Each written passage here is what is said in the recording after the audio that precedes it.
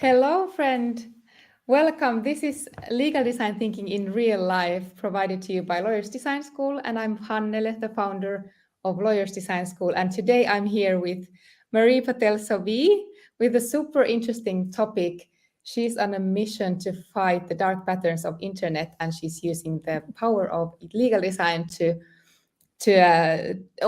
that on that work. So I'm happy to have a chance to talk with Marie about this some more. And you have the same possibility as well if you are watching this live. So you can join the discussion by asking questions or putting comments in the chat. So let us know. But hey, hello, Marie, and welcome. Hi, Hannele. I'm very happy to be here with you. Thanks a lot for having me. Hi, everyone. Hi, thank you, thank you for taking the time to be here. Of course. But hey, let's start from the beginning. Can you start by telling us a bit about yourself and your background? Of course. So I'm the founder of Amurabi and now Fair Patterns. I've been doing that for 5 years now, but I'm originally a private practice lawyer. I worked at Allen & Overy and Freshfields for about 10 years, and then I moved in-house. I became a general counsel covering EMEA.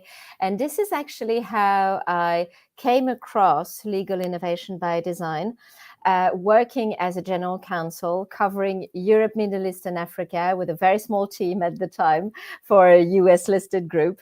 And I was looking for, tools to be more efficient, given the small team and the very wide region and the injunction to do ever more with ever less resources, which I'm sure will resonate with many of you. And so I explored the legal tech, and that's how I came across legal design, actually. First at Stanford with Margaret Hagan's Legal Design Lab, obviously. And it seemed almost too good to be true.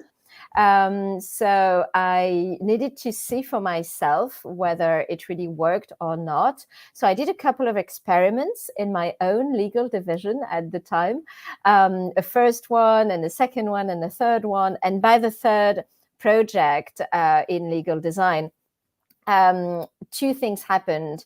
The first one was that my clients, my internal clients, the business people I was serving, used to come to me way more often to ask for advice and also for additional training, which had never happened to me before.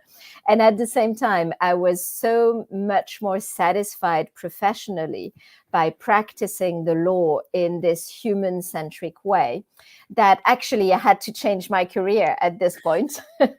I couldn't go back to the status quo. And that's how I trained in innovation by design. I did a master's degree at ENSCI in Paris for 18 months. And then I set up the agency. And it's already been 5 years, and time flies amazingly. Oh, thank you for sharing that. That's a perfect example how this use of legal design actually serves both the clients and the lawyers as well, and so that you get so much more out of your work when you're able to work in a more human-centric way. Exactly. But hey, let's talk about some fair patterns. If you're ready for it, for our audience who might not be familiar, can you first explain what are these dark patterns and why they are a concern? Of course, of course. So basically, a dark pattern is an interface that either deceives or even manipulates users into doing things without realizing, or even against your own interests. So that's a very simple definition. Of course, there are several legal definitions of dark patterns. There's one in the Digital Services Act. There's one in the European Data Protection Board guidelines on deceptive design patterns on social media, and so on and so forth. What's really interesting and important about dark patterns, regardless of the definition, is that it's basically plaguing our life online. I think we can all relate in our daily life to several occurrences, usually several times in a day, where we got tricked, where we clicked, for example, on the big fat green button saying accept all, possibly because there was no reject all button, but we did click on that accept all button without thinking, just because it's on the right hand side of the screen at the bottom and it's green and it looks appealing, and we just hit click without thinking. That's a very basic example, but it could also be, for example, a social network prompting you to share your geolocation with a very cheery, joyful message like, hey, let your friends know where you are at all times. It seems great. It seems positive.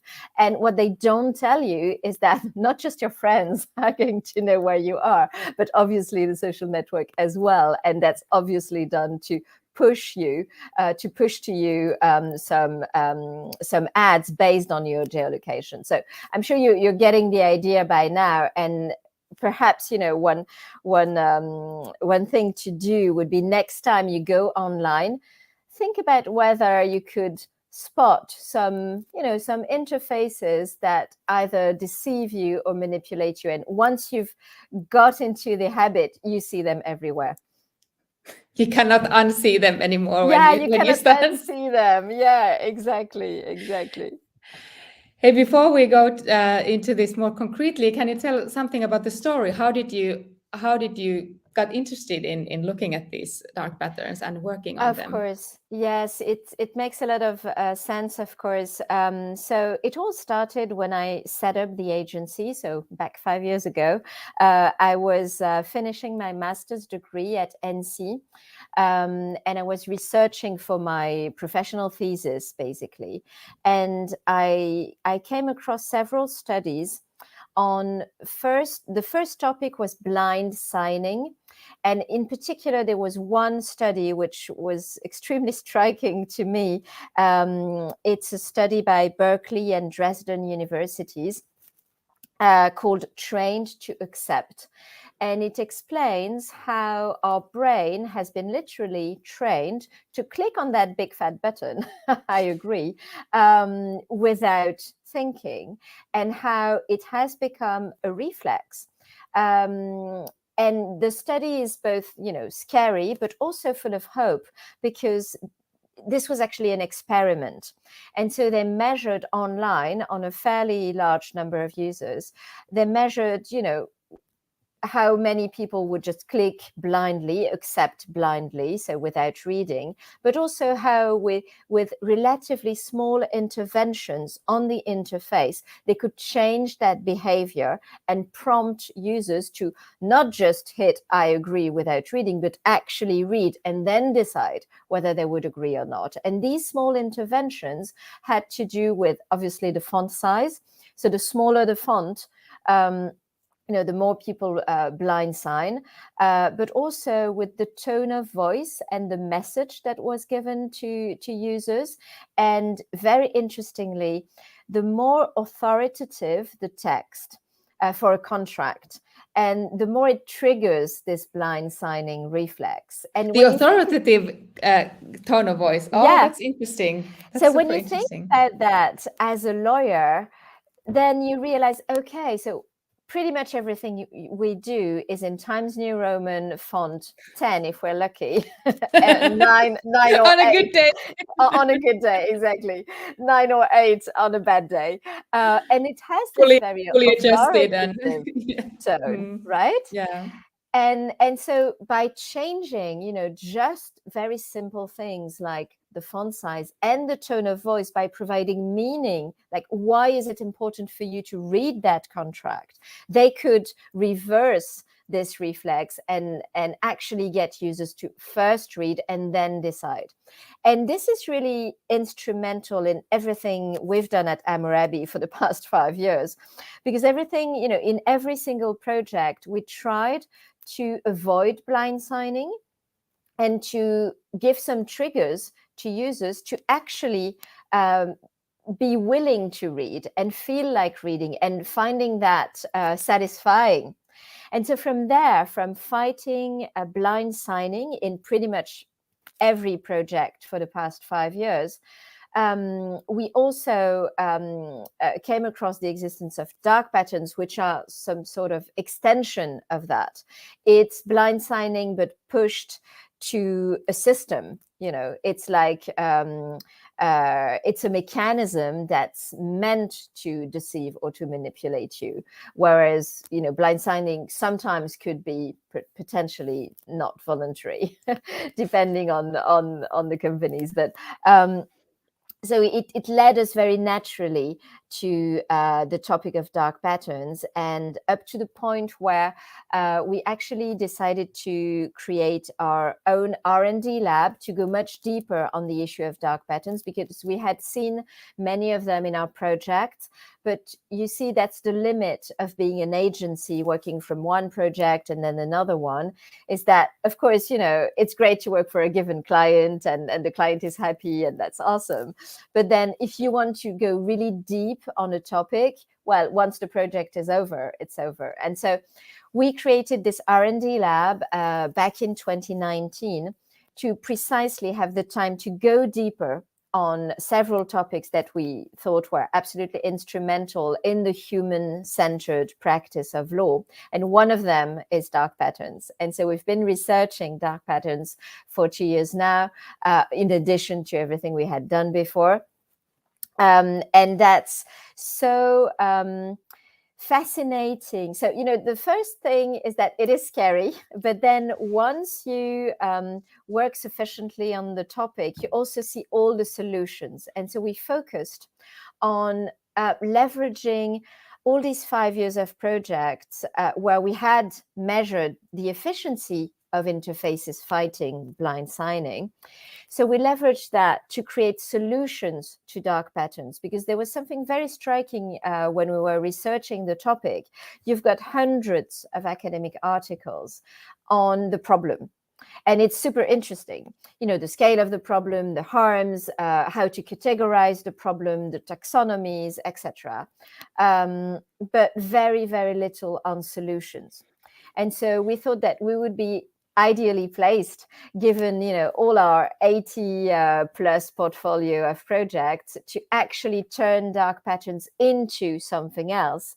And so we created, through research, we created the concept of fair patterns, which are basically interfaces that empower users to make their own informed and free choices. And we're now deploying this concept into very practical examples. Do you want to share your? Yeah, exactly. If we show So few slides. you see, for example, so this is the dark pattern modelized, and we modelized dark patterns because we didn't want, for educational purposes, we didn't want people to believe that by providing a real life example, let's say Amazon or you name it, it's just Amazon that's playing bad and not the other platforms. It's actually everywhere.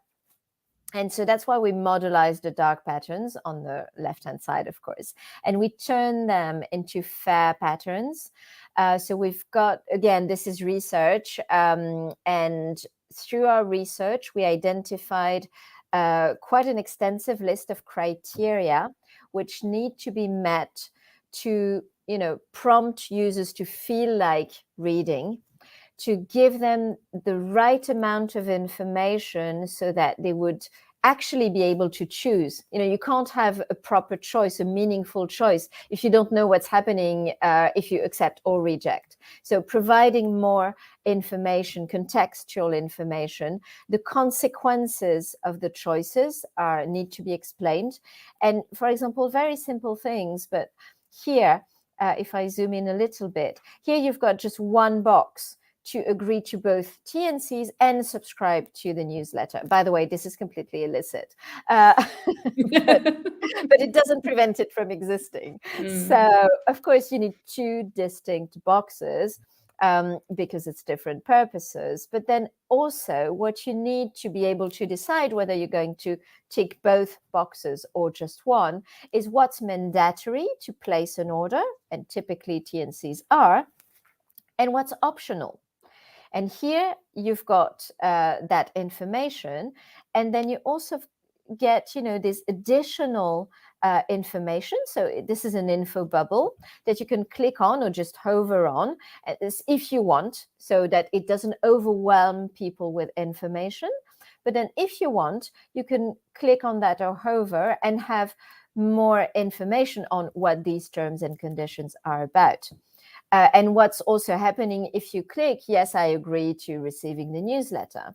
And you see, for example, providing the frequency, well, that helps you to make a meaningful decision. Do I want to receive it once a week, or is it too much for me? In which case, I'm just going to click on that box. Does that make sense at all? That makes so much sense. And I think that these are the exact examples that we see all the time. I'm so curious to hear what has been the response when you have been introducing this, because it's kind of like so market standard to use and try to get away with this gather all in one checkbox approach. Yeah, talking about market standards, that's really interesting, because you see some marketers are coming to us saying, look, I'm tired of my own habit of tricking people. I don't think that marketing should be about deceiving people. It's just that I'm not sure how to do it differently. And we see an increasing number of marketers, who used to trick people and they realize that it's actually bad for business. Back to the market standards, dark patterns might be profitable in the very short term, but midterm, once people realize that they have been deceived, played upon, they're furious. And so the tiny advantage that you might get in the short term, like more leads, for example, or more personal data, because you trick them into sharing more data. Well, this is going to vanish the minute they realize they've been deceived. You get furious people calling the hotline and increasing the costs of the company operating that hotline. Typically, it's bad for the value of the brand as well, because there are some academic research, very precise, which measured the percentage of people who will turn away from a brand once they realize they've been tricked by a dark pattern. And that's clearly over 50%. So you're clearly damaging your brand if you're betting on that very, very short-term gain. And longer term, it's also a matter of lack of sustainability of your business model. We're seeing a very clear legal and regulatory wave around the world against deception online, against manipulation online. And so in any event, this business model is going down, whether it's because consumers are really fed up with it, or simply because it's going to cost way more than the very short gain in fines and prosecution and reputational costs. Just to give you an example, so the FTC is going quite strongly after dark patterns in the US, following their staff report that they published in 2022, specifically on dark patterns. And it's a fairly, clear-cut case of breach of the FTC Act. And basically, they went after Fortnite, so they went after Epic Games because of dark patterns on Fortnite. It wasn't the only problem on Fortnite, but about half of the case was about dark patterns. And this resulted in a settlement for Fortnite, for Epic Games, of $520 million. $500 million. And that's excluding huge. legal fees. And they had to reimburse the consumers they had tricked. So really, we see no gain at all, even from a sheer cynical business perspective. And in any event, if you think about your business model in a slightly longer run, sustainability, fairness by design, trust by design is really what consumers are expecting. And that's how you build way more value and more profits as well. Makes so much sense, and it's so important. I mean, I think we all can relate to having the email box full of uninvited emails. Yeah, absolutely. And if you think even a bit wider than just the express prohibition of dark patterns, so now we have those express prohibitions. It's also, more widely contrary to GDPR. It's contrary to the Unfair Practices Directive. It's contrary to a number of existing texts, but also, even more widely than that, we see around the world a true legislative wave against opacity, against lack of accessibility of legal information. And that's really a trend that we've been seeing for the past at least 5 years, that's just growing and growing. And so, from an economic point of view and from a legal point of view, deception by design is not sustainable for sure. That's for sure. Hey, I'm curious to hear about how do you design those fair patterns? Kind of what's the concrete work like? Who are involved in those legal design projects, and what are the principles and methods that you are using in creating those fair patterns? Of course. So in creating fair patterns, the methodology is really human centricity, which means understanding the cognitive biases of the users, which is why we have 2 experts in neurosciences at the agency.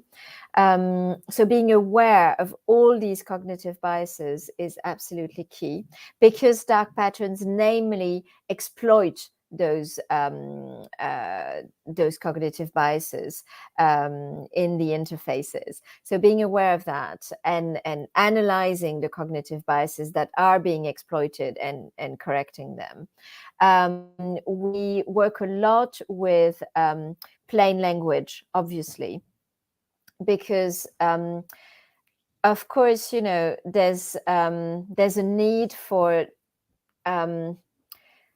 it seems silly to say it this way, but there's really a need for plain, accessible, intelligible information. And what's important to realize is that jargon, it's not a fatality. It's not doomed to be this way. It's not because you've got a legal content that it cannot be turned into something plain and easy to understand. It can, and that's called plain language. And I'm sure you know, Hannele, that there's the ISO norm coming very, very soon now, any days now, which is the best news of this year, definitely. And this will mean, by the way, that judges, when they would have to analyze whether an interface is whether the text of an interface is clear enough, they will have a reference to check against. And so anything that's not within the guidelines of the ISO norm is likely to be in trouble. So as I said, it's a combination of neurosciences, plain language, user centricity, of course, because you need to understand who are the users, what is their journey on the interface, so that you identify the type of information they need at each point of that journey without overwhelming them, which is why neuroscience is so important. And then, of course, UX design. I was about to say proper UX design. Maybe it's a bit judgmental, but some experts consider that UX design, the real UX design, cannot be deceptive. I'm referring to Celia Hodent, for example, who's an expert. She's a UX strategist with a PhD in psychology. And in her, from her perspective, real UX design cannot be against the interests of the users. it cannot be UX design. So this is interesting because, some designers could tend to think that any design is manipulative. So sometimes you do it, and it happens to be in the interests of the users, and sometimes it's just in the interests of the company. So there are some very interesting academic debates here, but definitely we're leveraging user-centric UX design. It may seem like a repetition, but design that's purely in the interest of the users. And we also developed a checklist. So this is really the result of our R&D lab with the goals pursued by the FAIR patterns. So for example, triggering system 2. So let me explain a bit more about that. Neuroscience tells us that the brain works in 2 different ways. This comes from Kahneman, which is a Nobel Prize in economy. He identified that we've got system 1 and system 2. System 1 is the part of the brain that reacts very quickly, very efficiently most of the time, with very low cognitive effort. And that enables us to make decisions super quickly, namely online. The problem with system 1 is that it heavily relies, to be that quick, it heavily relies on cognitive biases that can then be manipulated. And opposed to that, there is system 2, which is slower, which also takes more energy for the brain. And the brain doesn't like that. The brain always tries to save its energy. But by providing more resources and by taking more time, system 2 enables us to solve complex problems that we identify as such. And so the idea, for example, is to switch from system 1, relying on the cognitive biases that can be very easily manipulated, to switching from system 1 to system 2 while avoiding consent fatigue, namely due to the fact that most users perceive, a total lack of control of their navigation online, like they have to accept the TNCs or they have to accept the cookie banners. It's not doomed to be this way, but anyway. And so for this goal, we've got a whole list of criteria. These are just extracts. But for example, we want to create interfaces that increase the motivation to read. And we do that by providing purpose and meaning. Why would people bother reading a privacy policy? Well, there are very good reasons for that, but you need to spell them out, and not, the very boring, your privacy is important, or we care about your privacy. No, the real stuff. What is it that you share online? What are we going to do with it? How far can you control it?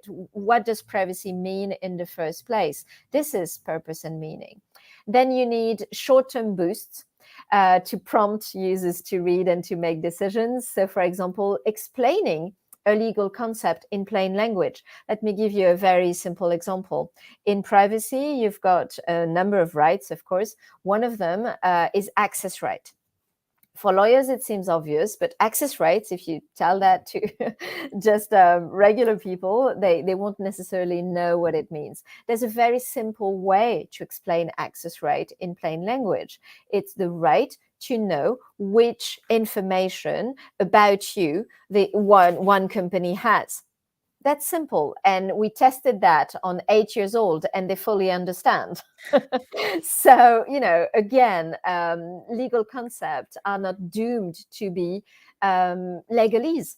It can be simple and plain and accessible. So anyway, I'm not going to go through all the criteria. That's not the point. But this is actually very scientifically driven. And there's a lot of neuroscience at the back end of what we do to trigger the right, the feeling and the willingness to read, basically.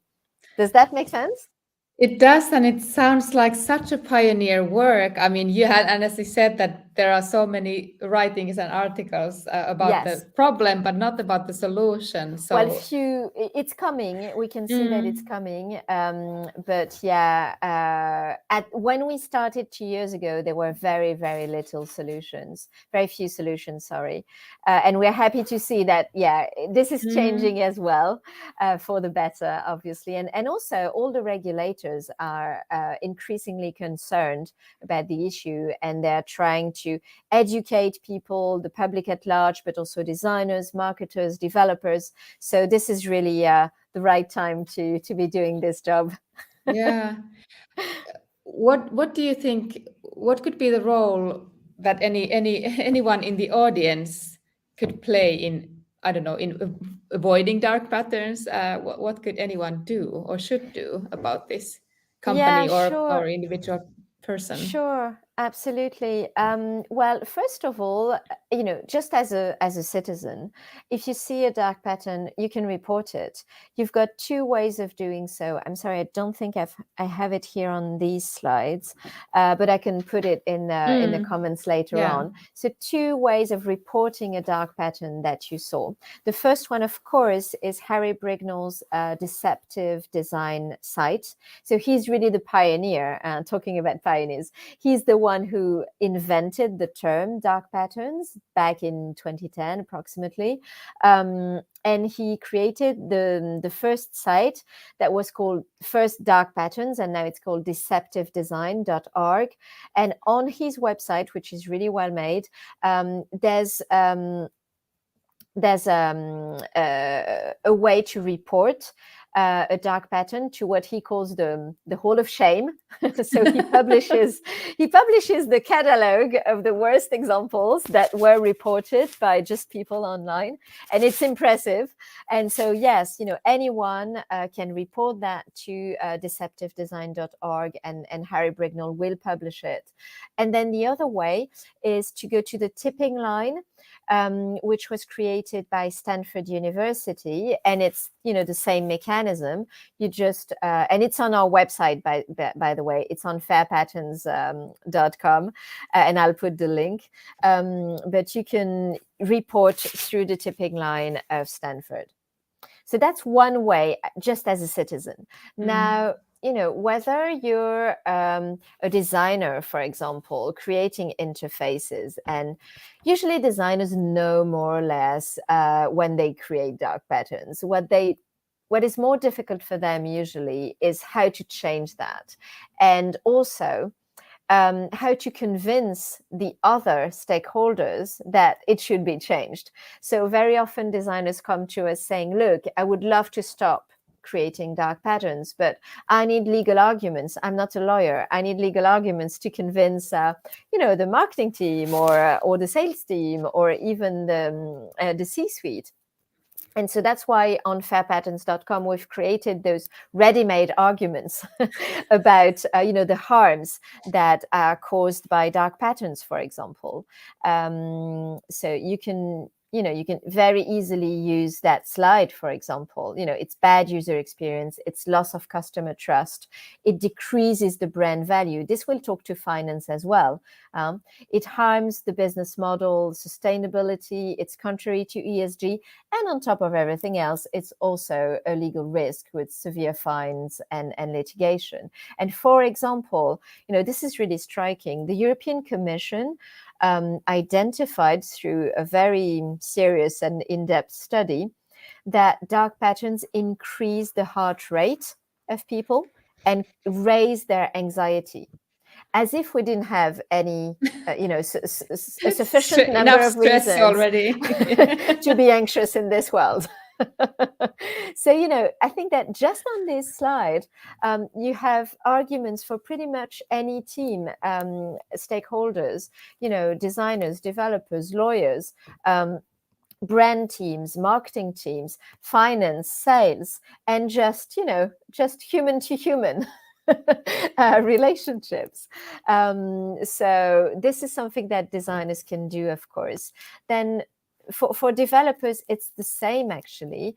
Some dark patterns are actually enshrined in the code itself, and so it's only through development that you can fix them.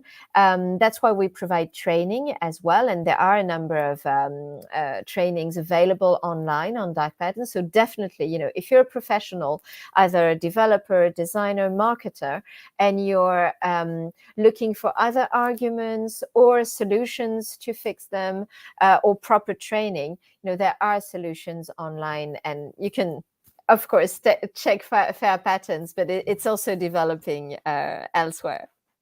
Oh, that's perfect. That's perfect. And it sounds like your website is a very good place to start, like getting this information and finding more resources and links and Exactly. And for example, something to say to the other stakeholders, if you need to convince them, like, let's say someone tells you, oh yeah, but it's just a one-off, it doesn't really matter.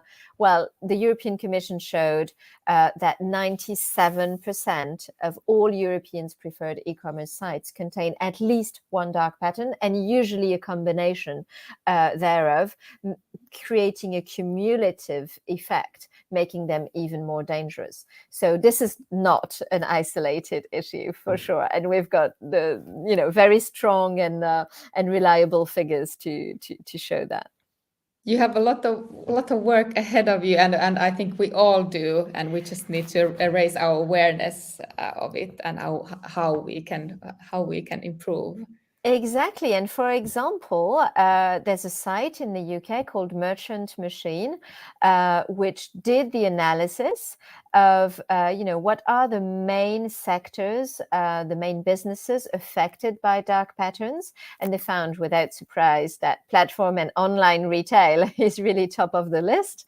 So, with Amazon championing it, but it's not the only one. And then, of course, travel websites, electronic retail, beauty brands, sportswear sites, online grocery stores, and we could actually increase this list. This is not in Merchant Machine's work, but we know that the financial sector is also very sadly affected, especially financial products, which are pushed to investors who are not necessarily enough aware of the risks. And so this is where dark patterns could be super, super dangerous, way more than buying a pair of sneakers that you don't need, or perhaps buying them a bit more, at a higher price than you would normally have.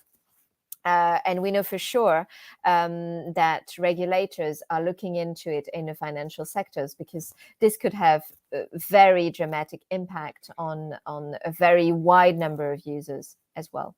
Definitely. Have you been doing, I'm sure that you have been doing testing with the users. What has been the feedback or results that you have?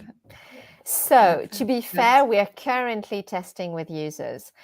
We want to do it in a very academic way so that it's super reliable. And so we've done some user testing internally, but our goal is really to team up with universities, ideally one in Europe and one in the US, so that the universities do the testing in a totally independent and, very strict academic way, so that we can then have, very, very reliable figures. Our internal user testing is super encouraging, but again,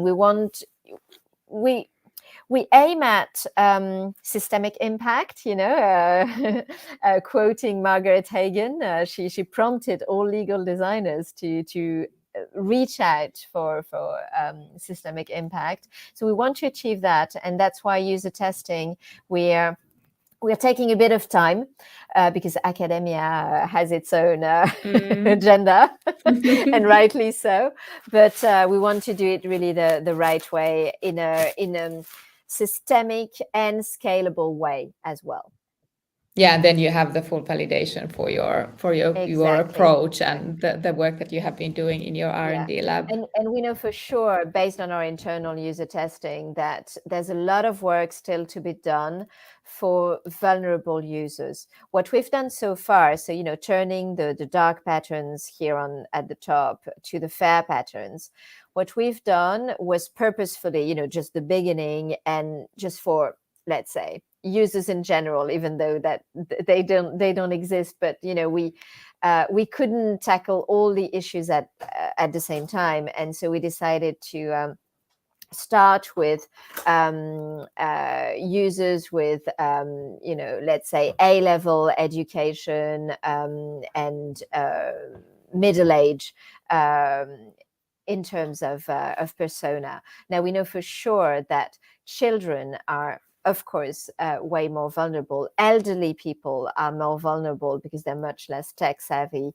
They're not at ease online. They're more easily manipulated, unfortunately. We also know that neurodiverse people will probably require a slightly different type of dark patterns. So we're actually working quite hard in our R&D lab to adapt our first fair patterns prototypes, which are fairly generic, to these vulnerable users. But we're aiming at the end of the year for that, to be honest. Research does take a lot of time.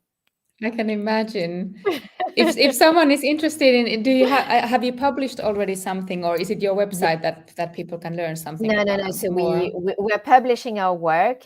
So there's everything that's on the website, and there's also, I'm super happy, one of our papers has been accepted by ENRIA and the European Commission for the annual Privacy Forum. Oh, which congratulations. is going to be, I was so happy. Honestly, this is my first academic article, and the way it works is that academia calls for papers, and then you've got you get a peer review. So we had 4 independent reviewers analyzing our work, and they make no no favors for anyone. No favors for anyone. But we got great reviews. Out of the 4 reviews, 3 were very good. The 4th one was a bit less so, but still it was a yes for publication. So very grateful for that. And so it will be presented in June during the annual Privacy Forum. It's on June 2nd. This time it's in Lyon, but it's definitely a European Congress. And following the conference, there will be the paper publication. And in parallel, I presented part of the research to the Legal Design Roundtable in Brussels. It was back in February, I think. And again, this is as well pending publication, hopefully for September. So, this is work in progress, and publication will increase in the coming months. Everything is ready, but it's the time also for academic publication. Oh wow, that's so inspiring.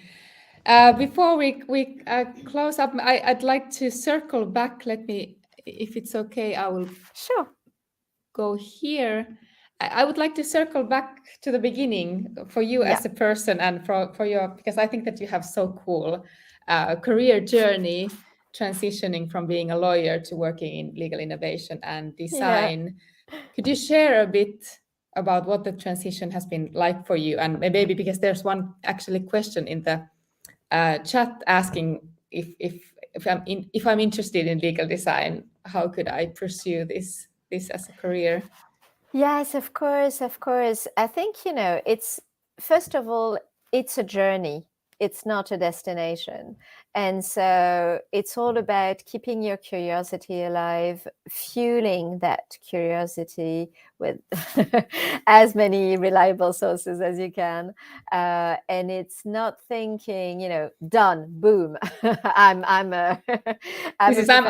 ready now. Yeah, it's also what I like the most actually about this job is that It's never over. You always aim to do better. That's also one of Margaret's principles, right?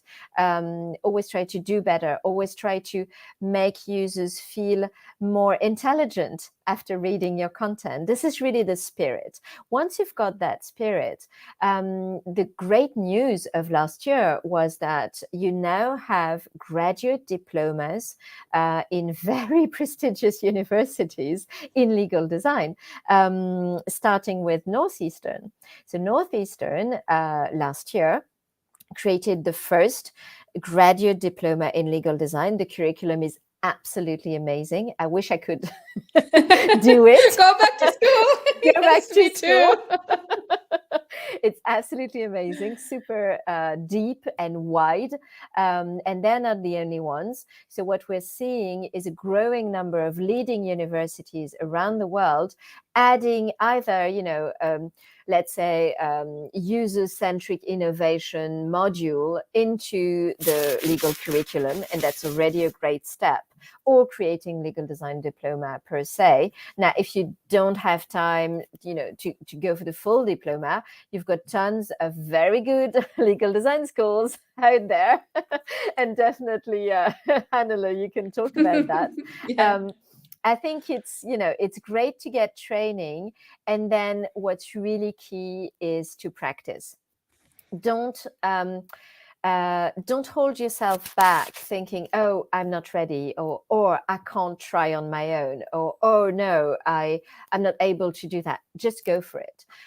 Try to find designers. If you're a lawyer, try to find designers. If you're a designer, try to find a lawyer, and just start this multidisciplinary collaboration. That is really how you create value.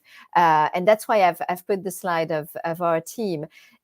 Everything we do is always multidisciplinary collaboration. So it's like, let's say, our experts in neurosciences brainstorming with our legal counsels, brainstorming with our designers. This is really how it works. That's the key to being authentic about legal innovation by design. I think authenticity matters.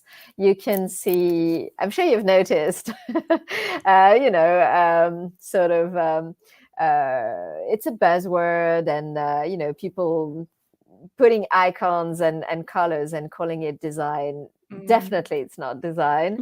And I think authenticity is ever more required, given that the promise of legal innovation by design is human centricity. So this is really important, being genuine about it, not seeing this purely as a business opportunity. Yes, you can, have a career out of it, but also seeing the bigger picture, not just business oriented, but also what's the impact on our democracies? What kind of world do we want to live in, I don't know, 20 years from now? Try to think about that as well. That's my advice. Oh, that's a perfect way to end this. Thank you so much. You are so inspiring, and I could just listen to you forever. And I think that you've given us so much to talk about, and also think about, and also so many concrete examples that now we can start finding and looking at. So thank you for joining today. It was my pleasure, really. Anytime. And where can people find more about you and or connect with you if they're interested? Yeah, so we've got a get in touch button on fairpatterns.com. So Yes. Definitely you can do that. We've got the same on amurabi.eu. You can always reach out on LinkedIn. Just bear with me because I get a lot of requests, and so I always reply to everyone, just not always, instantly. But I'm easy to find. Perfect. Thank you so much, and thank you for watching. This has been a great episode, and have a great week all. Thanks a lot. Take care. Bye-bye. Bye-bye.